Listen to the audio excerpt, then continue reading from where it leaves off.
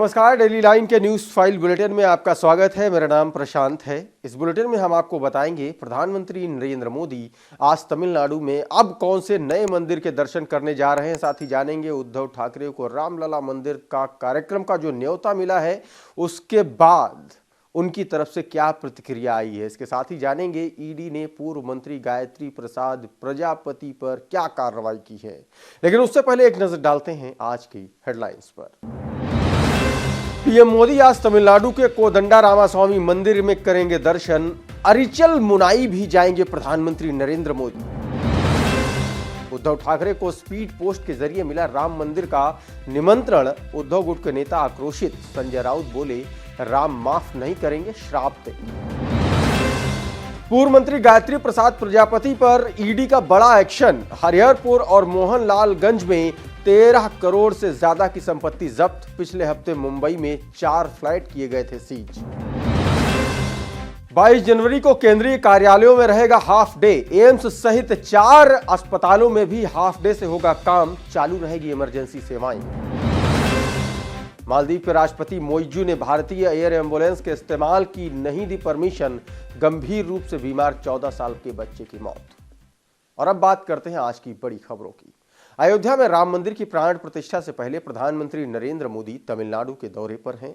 PM Modi आज 21 जनवरी को धनुषकोडी के कोदंडा रामास्वामी मंदिर में दर्शन और पूजन करेंगे। इससे पहले प्रधानमंत्री नरेंद्र मोदी धनुषकोडी के पास अरिचल मुनाई गए। माना जाता है कि यहीं पर राम सेतु का निर्माण हुआ था।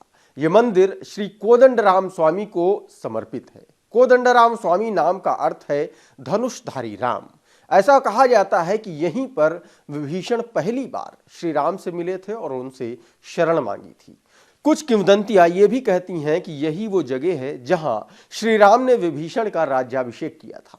बता दें कि पीएम मोदी 22 जनवरी को अयोध्या में रामलला की प्राण प्रतिष्ठा समारोह से पहले उन मंदिरों में दर्शन पूजन कर रहे हैं जो रामायण काल से जुड़े हैं। बढ़ते हैं आज की अगली बड़ी खबर की ओर। और आज की अगली बड़ी खबर महाराष्ट्र की सियासत से जुड़ी हुई है। महाराष्ट्र के पूर्व मुख्यमंत्री उद्धव ठाकरे को स्पीड पोस्ट के जरिए रामलला के प्राण प्रतिष्ठा कार्यक्रम में शामिल होने का उनको न्योता मिला है। उन्हें शनिवार यानी कि 20 जनवरी को आमंत्रण पत्र मिला। वहीं स्पीड पोस्ट के जरिए न्योता भेजने पर शिवसेना उद्धव गुट के नेता आक्रोशित हैं। पार्टी नेता संजय राउत ने कहा है कि स्पीड पोस्ट से निमंत्रण भेजने पर भगवान राम बीजेपी को श्राप देंगे। संजय राउत ने कहा कि आप मशहूर हस्तियों और फिल्मी सितारों को विशेष निमंत्रण दे रहे हैं। उनका राम जन्मभूमि से कोई लेना देना तक नहीं है। ठाकरे परिवार के साथ इस तरह का व्यवहार कर रहे हैं जिन्होंने राम जन्मभूमि आंदोलन में महत्वपूर्ण भूमिका निभाई। इसके लिए श्री राम आपको माफ नहीं करेंगे। आप भगवान राम से प्रार्थना कर रहे हैं और रावण की तरह सरकार चला रहे हैं। बढ़ते हैं आज की अगली बड़ी खबर की ओर। और आज की अगली बड़ी खबर उत्तर प्रदेश की सियासत से जुड़ी हुई है। उत्तर प्रदेश विधानसभा में साल 2024 का पहला सत्र 2 फरवरी से शुरू होगा। राज्यपाल आनंदीबेन पटेल दोनों सदनों को संबोधित करेंगी। 20 जनवरी को एक आधिकारिक बयान में यह जानकारी दी गई। सत्र के दौरान प्रदेश की योगी सरकार 2024 और 25 का बजट भी पेश कर सकती है। वहीं सत्र में भी विपक्षी दल जनता से जुड़े मुद्दों को लेकर सरकार को घेर सकते हैं। सत्र के दौरान मुख्य विपक्षी दल समाजवादी पार्टी, राष्ट्रीय लोक दल, कांग्रेस समेत अन्य दल कानून व्यवस्था, महंगाई, बेरोजगारी और शिक्षक भर्ती को लेकर प्रदर्शन कर रहे अभ्यर्थियों समेत कई मुद्दे उठा सकते हैं। और अब बात करते हैं आज की अगली बड़ी खबर की।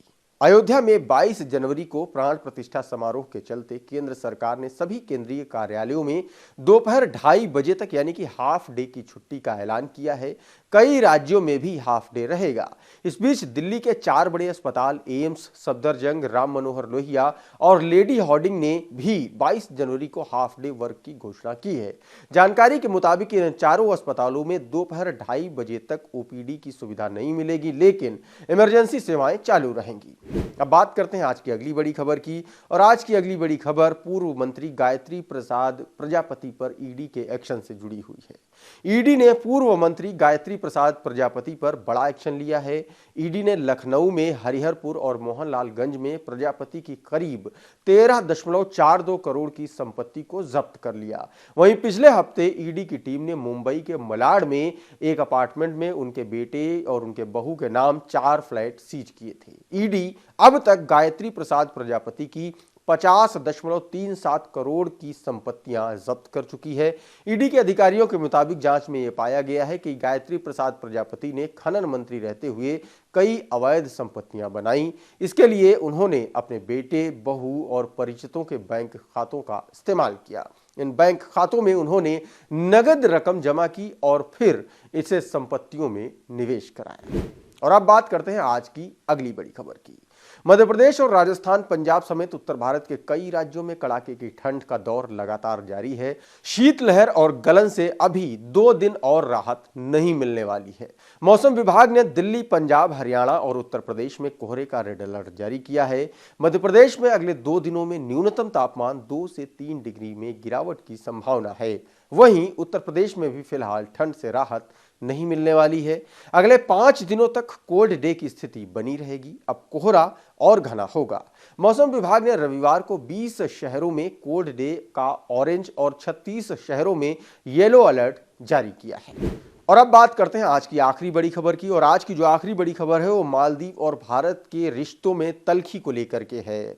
मालदीव में एक 14 साल के भारतीय मूल के गंभीर रूप से बीमार बच्चे की मौत हो गई। जानकारी के मुताबिक उसकी जान बचाने के लिए उसे तत्काल एयरलिफ्ट करके अस्पताल ले जाना था, लेकिन मालदीव के राष्ट्रपति मोहम्मद मोइज्जू ने भारत डॉर्नियर एयरक्राफ्ट के इस्तेमाल की अनुमति नहीं दी, जिसके चलते समय रहते बच्चे को बचाया नहीं जा सका। जानकारी के मुताबिक ये बच्चा ब्रेन ट्यूमर और स्ट्रोक से जूझ रहा था। उसके परिवार ने गाफ अलिफ विलिंगली के आइलैंड विलिंगटन से बच्चे को मालदीव की राजधानी माले एयरलिफ्ट करने के लिए एयर एम्बुलेंस मांगी थी। इसके लिए उन्होंने 17 जनवरी की रात से ही एयरलिफ्ट की रिक्वेस्ट करनी शुरू कर दी थी, लेकिन 18 जनवरी की सुबह तक परिवार की मांग को लेकर किसी तरह का कोई जवाब नहीं आया। 16 घंटे बीतने के बाद जब मालदीव की असांधा कंपनी लिमिटेड ने बच्चे को एयरलिफ्ट किया और उसे आईसीयू में भर्ती कराया गया, लेकिन बच्चे को बचाया नहीं जा सका। आज के न्यूज फाइल के बुलेटिन में फिलहाल इतना ही। आप देखते रहिए डेली लाइन।